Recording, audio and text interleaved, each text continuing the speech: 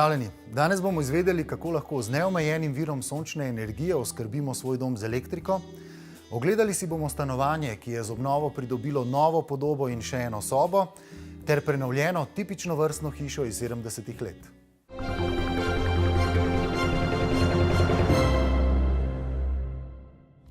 Stavbnega fonda iz obdobja socializma je zdaleč največ in to dediščino je danes potrebno nekako obnoviti.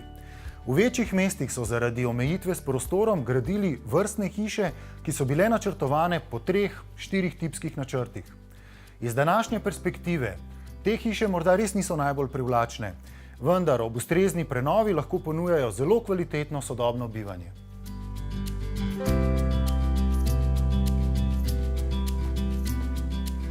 V obdobju socializma je bilo v Sloveniji zgrajenih več kot polovica vseh enodružinskih hiš.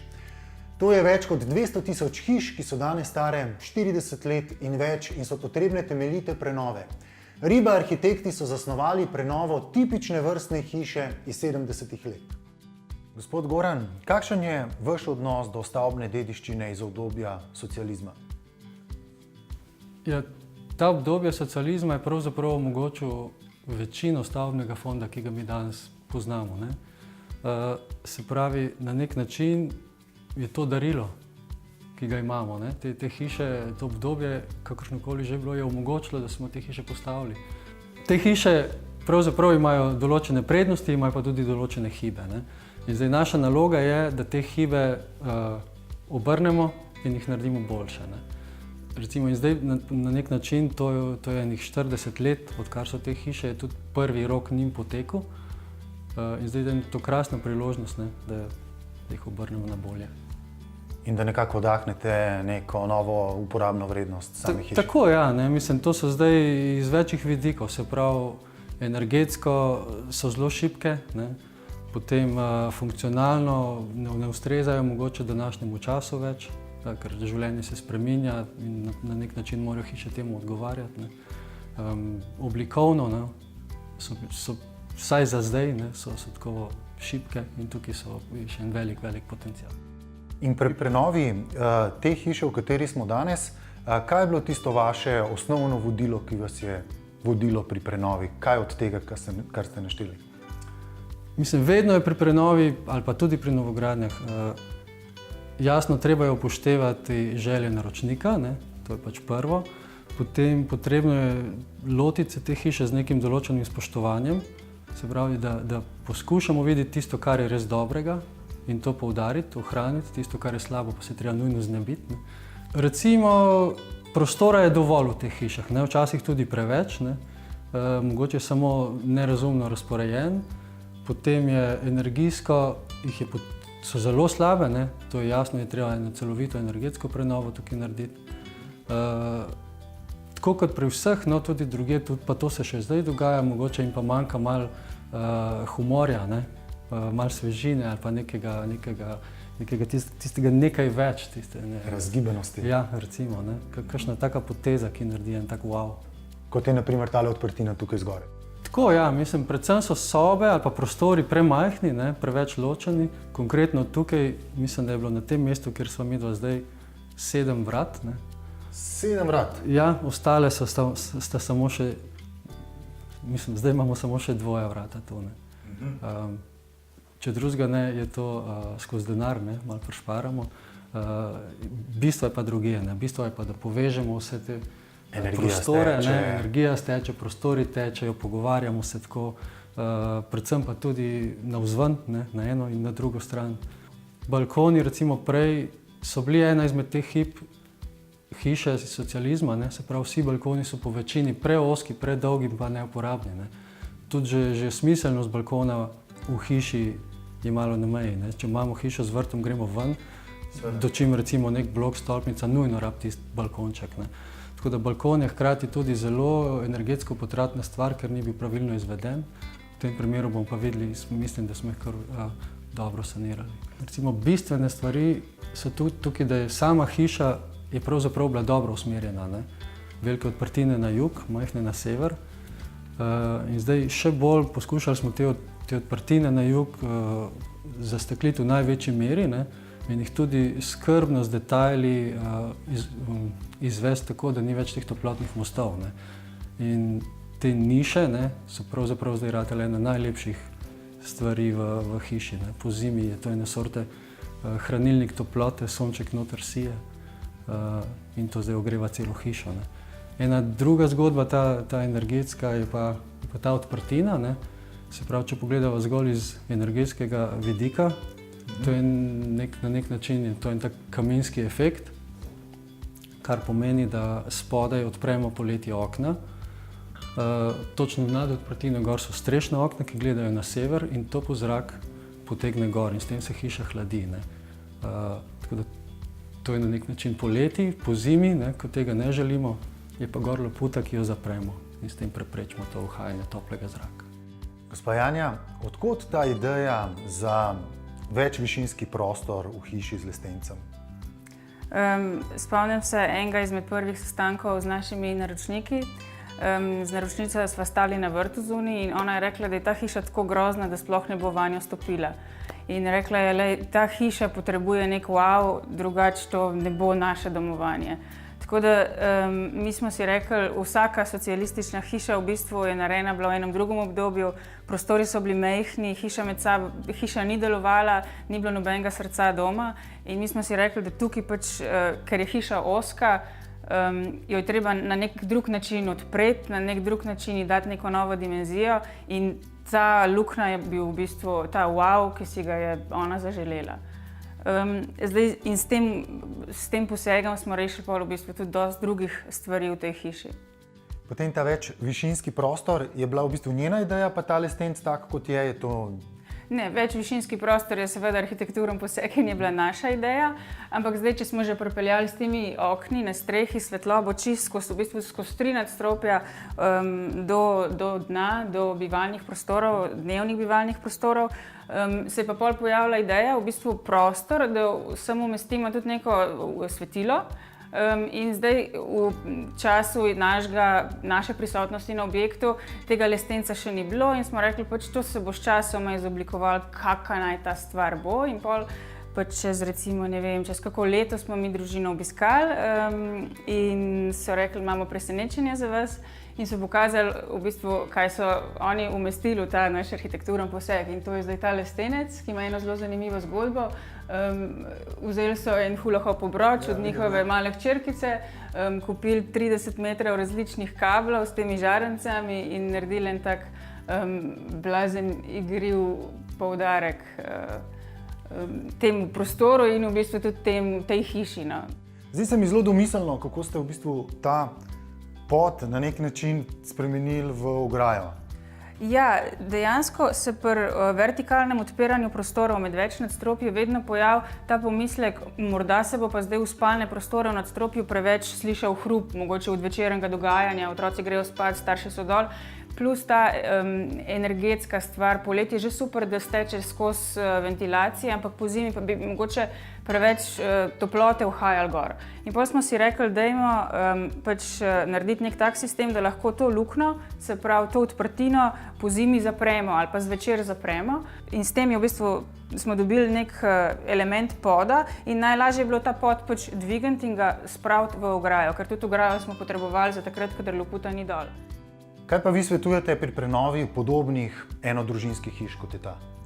Pri prenovi teh hiš iz obdobja socializma je pomembno, da ne bomo ponovili iste napake, da jo bomo prenavljali nepremišljeno. Se pravi, najbolj pomembno je, da se prenove teh hiš, ki so neustrezne za sodobno bivanje, lotimo zelo premišljeno, damo narediti projekt, ki bo upošteval vse naše želje, ker v obdobju, v katerem živimo zdaj, omogoča več individualizma, kot ga je pa pač prejšnje obdobje. Lastniki lahko danes s pomočjo arhitekta v notranjosti hiš iz obdobja socializma ustvarjajo zelo prijetne, moderne in tudi nenavadne ambiente. Navzven pa naj pročelja hiš tudi po prenovi pobarvajo v enotno belo barvo.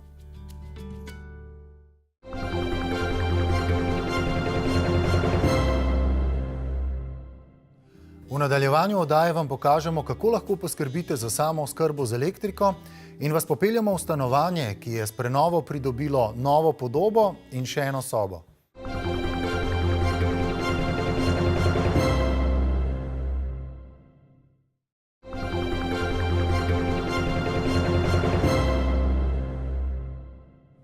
Sonce je neomejen vir električne energije, ki nam ga ponuja vesolje in ljudje bi ga morali bolje izkoristiti.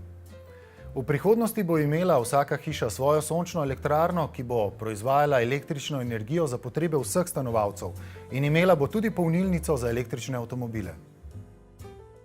Sončna elektrarna je dimenzionirana tako, da na letnem nivoju proizvede približno 70, 80, mogoče 90% električne energije, ki jo ta hiša oziroma gospodinjstvo porabi. Seveda pa sončna elektrarna energijo proizvaja podnevi, po noči pa ne, zato je treba to nekako shranjevati. Trenutno kot hranilnik energije služi javno elektroenergetsko omrežje, v prihodnosti, pa tudi že sedaj v posameznih primerih, pa bodo imele hiše doma lastne hranilnike energije, akumulatorje, ki bodo pač energijo, ki bo proizvedena pod dnev, hranile za noč oziroma za tiste oblačne dneve. Letos smo prvič objavili tudi javni poziv za sončne elektrarne za samooskrbo. Teh vlog je trenutno nekaj 100, rast je velika, ker se pač začelo iz nič. V prihodnosti predvidevamo, da bo teh vlog nekaj tisoč. Zakaj jih je trenutno samo nekaj 100? Zato, ker je ena uredba vladna, ki omejuje, da operater omrežja električnega lahko izda samo določeno število soglasij za take elektrarne. Ta uredba se bo spremenila in potem bo teh elektrarn, vsaj tako pričakujemo, bistveno več. Naša hiša je iz leta 1970, to se pravi zdaj že blizu 50 let. In pred 12 leti smo se odločili za adaptacijo. Takrat smo uporabljali za kurjavo pečno olje in je bila poraba v tisti hiši, ki ni imela izolacije, kar velika, recimo 3500 do 4000 litrov kurilnega olja smo porabili v tistem času. In to je bil kar velik strošek in smo se odločili, da to malce saniramo in najprej smo se odločili za adaptacijo. Leta 2005 smo zamenjali streho, ki smo jo tudi dodatno izolirali s termotopom, in naslednje leto 2006 smo zamenjali vsa okna, lesena okna in naredili fasado z izolacijo kaminovolno. In na podlagi teh adaptacij se je poraba kurilnega olja znižala za polovico. Vlada je pred 2 leti sprejela uredbo o samooskrbi. Jaz takoj to nisem niti vedel, točno pred 1 letom, novembra lani, sem pa zvedel za to in sem začel to študirati in sem ugotovil, da glede na to, da smo kar velik porabnik elektrike in da imam namen tudi kupiti električni avto, da bi bilo pa mogoče zanimivo imeti tudi svojo sončno elektrarno. Odločil sem se za 11 kW, največjo možno, in v 19. junija smo jo priključili. Tako da elektrarna zdaj bo kmalu, zdaj bo pol leta, kar deluje, in do zdaj je proizvedla skoraj 6 MW elektrike. In ker ta uredba o samooskrbi določa, da se 31. decembra naredi obračun, kaže, da se bo približno išlo oziroma nekaj malega bo treba elektrike doplačati. Seveda vemo, da je poraba proizvodnja elektrike poleti bistveno boljša. Recimo lep poletni dan proizvedemo od 60 do 70 kWh. Zdajle v teh dneh, ko je pa slabo vreme, pa še nekaj snega, pa seveda bistveno manj. Ampak glede na to, da je samooskrba narejena tako, da se to letno obračunava, to ni problem, to je vkalkulirano in letna proizvodnja bo taka, kot je bila ob izračunih predvidena. Ko bomo imeli, kar se obeta v naslednjih nekaj letih, veliko električnih avtomobilov, bo tudi doma potrebno imeti tako imenovane pametne električne polnilnice, v katerih bo pa možno določiti, koliko časa. Ko boš prišel domov, vtaknil vtikač v vtičnico polnilnice, bo možno določiti, ali se ti mudi, se boš čez 2 uri naprej peljal, ali imaš časa celo noč. In ta pametna polnilnica ima tudi komunikacijo z števcem električne energije, tako da se polni tako, da ko drugi porabniki v stanovanju oziroma v hiši ne rabijo energije, takrat se avto polni, ko druge prežgemo, se avto polni malo manj in to pač poteka tako, da je to optimalno z vidika električnega omrežja. Trenutno število registriranih električnih vozil kategorije M1 se pravi, to so čista električna vozila, ki jih poganja zgolj električna energija, ocenjujemo okoli 700 vozil trenutno v Sloveniji. To govorim za stanje konec novembra 2017. Zanimanje, vsak uporabnik električnega vozila je tudi ambasador e-mobilnosti. Kajti zanimanje je, na vsaki polnilnici te ustavijo ljudje, sprašujejo, kakšen je domet, a se pelje normalno in tako dalje. Tako da zanimanje že obstaja. Tisto, kar je pa za ozaveščanje ljudi potrebno narediti, pa je, da ljudje spoznajo ekonomsko logiko električnih vozil. Se pravi, logiko, ki govori v prid električnemu vozilu. Občani lahko pridobijo nepovratne subvencije in pa tudi ugodne kredite na ekoskladu za različne ukrepe za povečanje energetske učinkovitosti na stavbi, za proizvodnjo energije iz obnovljivih virov in pa tudi za električne avtomobile. Na voljo je tudi subvencija za električni avto v znesku 7500 evrov za električni avto, vendar ta znesek je dodeljen, vkolikor cena presega 15 000 evrov. Če je avto cenejši, je pa subvencija 50%. Postopek pridobitve subvencije je, zdaj moram pojasniti, ker imamo dva različna postopka.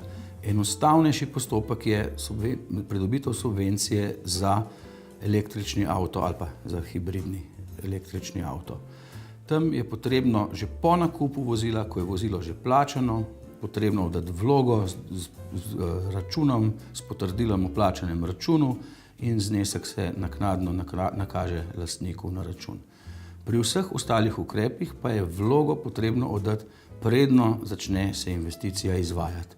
Predvsem pa se mi zdi pomembno, da je to domač vir, slovenski proizvod, v primerjavi z naftnimi derivati, ki pa so vsi iz uvoza. Tukaj se premalokrat o tem razmišlja, da pravzaprav prehod na elektriko pomeni tudi podpiranje domače proizvodnje slovenske.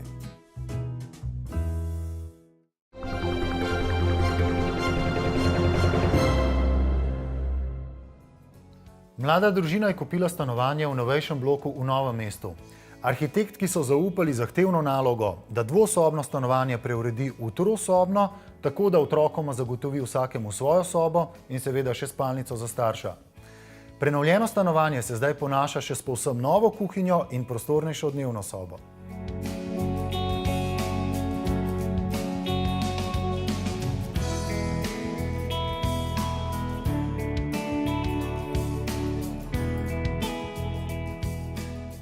Smo na obrobju Novega mesta v naselju Podbreznik. Zgrajeno je bilo pred 10 leti, so bila ta 4 oziroma 5 stanovanjskih blokov. Mi smo v enem novejšem bloku v Pritličju. Je pa tako, to stanovanje je bilo sicer res zgrajeno šele pred 10 leti, ampak ni bilo prilagojeno za stanovanje kot za neko 4-člansko družino za udobno bivanje. Kakšno je bilo to stanovanje, ko ste prišli? Kaj osnovne značilnosti povejte, prosim, pa velikost? Stanovanje meri približno 74 kvadratnih metrov. V prvotno je bilo v bistvu 3-sobno stanovanje, to pomeni 2 spalnice pa dnevna soba. Mi smo pa potem to stanovanje preuredili v 4-sobno. V bistvu, te sobe so bolj majhne, ampak recimo, da je še vedno kot 4-sobno stanovanje zdaj deluje. Največji problem je bil ravno ta, da ima ta nova lastnika 2 otroka, ki sta želela v svoji sobi. In to je bila v bistvu glavna ideja, preurediti tloris, da dobimo več spalnic. In pa vhodni del v stanovanje je bil preozek, ni omogočal shranjevalnega prostora. Zato smo ta del razširili in odprli proti dnevnemu prostoru, da smo dobili dnevno svetlobo v prostor. Tako da kvadratura je ostala enaka, ampak je v bistvu prostor bolj izkoriščen. Dnevni prostor je majčkeno manjši, ampak ne deluje nikakor v bistvu zaprt. Solastnica stanovanja je med iskanjem rešitev, kako najti dovolj prostora v novem stanovanju za vse želje, spoznala, da brez strokovne pomoči ne bo šlo. Vedela pa je, kakšne barve naj prevladujejo v prostorih in kateri slog opreme ji je blizu. Je pa želela imeti svetle tone, les, neke monokromatske barve, ne preveč barv. Všeč je bil skandinavski stil, tako da smo se zelo hitro potem tukaj tudi ujeli. Stanovanje je bilo pred prenovo povsem drugačno. Od prvega stika naročnikov z arhitektko Sanjo Zvonkovič do konca izvedbe prenove ni trajalo dolgo, saj mlada družina živi v novem stanovanju šele 2 meseca. Prvi stik je bil približno pred 10 meseci, to pomeni v začetku leta. Načrtovali smo stanovanje približno 6 mesecev, ker smo vsako idejo, ki smo imeli, dobro premislili, izprobali, prespali in se potem na koncu odločili.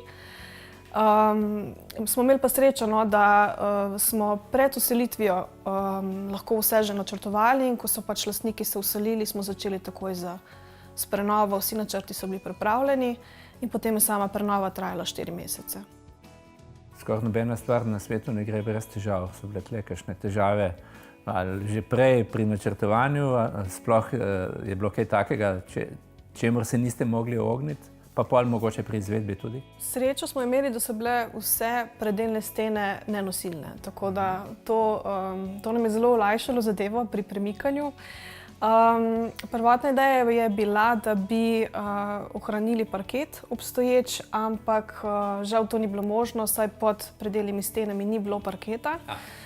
In tudi, ko smo premikali radiatorje, bi se pojavljale luknje in bi mogli to pač sanirati, tako da smo se odločili, da damo celoten parket ven in vinilni tlak. Želela sta pa naročnika čim več inštalacij ohraniti. To pomeni, vodovodne inštalacije so vse na enakem mestu, kot so bile. Razen električna napeljava je pač popolnoma na novo napeljana.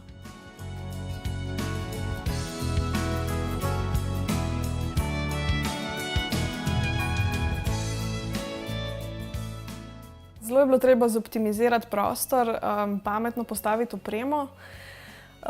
Sobe so majhne, so tam okrog 10 kvadratov, ampak niso vtesnjene, so zelo dobro izkoriščene. Ampak ta dnevni prostor je bil pa malo problematičen, sploh zaradi umestitve jedilne mize, ki ponavadi vzame zelo veliko prostora zaradi stolov, in zato smo se odločili, da pač umestimo klop in s tem pridobili zelo veliko prostora pri prehodu. Kuhinja je tudi zelo zoptimizirana, vsi odmiki so glih toliko, kar pač je potrebno. Kakšna pa je bila kuhinja pred prenovo?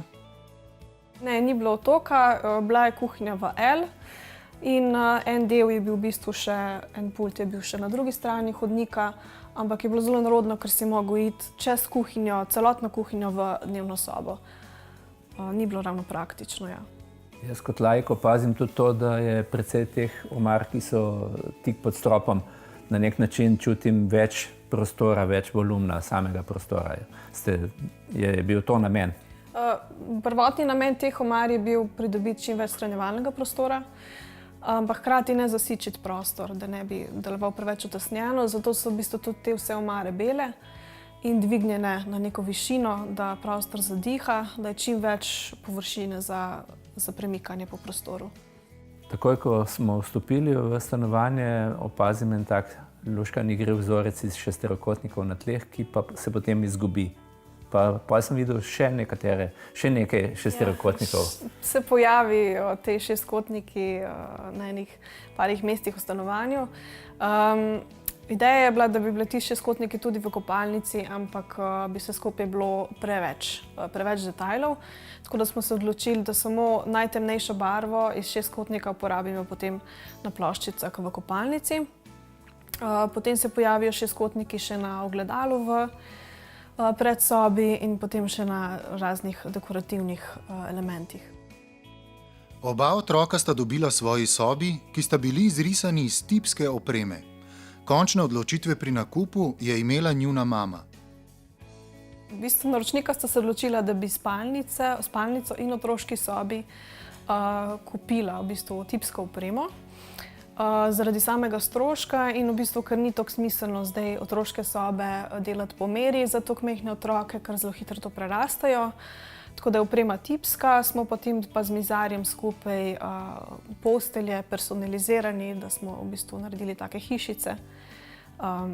Vsakem otroku malo posebej, fantek ima zgoraj ležišče, spodaj igralno površino, deklica ima pa, ker je pač še malo manjša, da ne bi pač padla, ima pa ležišče spodaj in ima v bistvu samo neko tako enostavno hiško iz ogrodja. Izbira pohištva je bila ob prenovi zelo racionalna. Tam, kjer se potrebe hitro spreminjajo, so kupili tipsko pohištvo. V ostalih prostorih pa so opremo in pohištvo dali izdelati po meri. Vsa oprema je po meri razen spalnic. To pomeni tudi recimo tale klubska mizica, Vse te kopalnice, omare, ki vse so- omare, tako klopi, sanitarije, kopalnica, to je vse po meri. Gotovo bo zanimivo vedeti, koliko je veljala takšna prenova, še posebno, če je bila večina opreme izdelana posebej za to stanovanje. Zdaj okvirno naj bi bil celotna investicija skupaj s projektom okrog 35 000 evrov. Ta prenova je še ena potrditev, da je mogoče doseči na videz nemogoče. Temeljito prenoviti stanovanje, ga prilagoditi svojim potrebam, doseči estetsko skladnost in za to porabiti razmeroma malo denarja.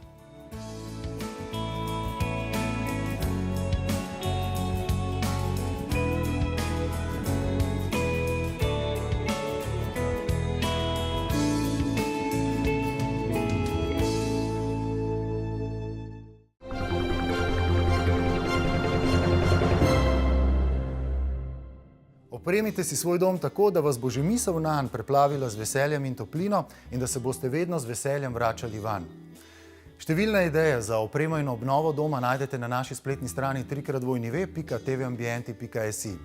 Hvala lepa za pozornost. Vidimo se spet prihodnji teden, ko vam bomo v zadnji oddaji te sezone pokazali minimalistični vrt, ki moderno hišo povezuje s čudovito naravo, in gorenjsko kmečko hišo, ki izgleda stara 100 let, v resnici pa jo je poklicni restavrator zgradil pred 15 leti.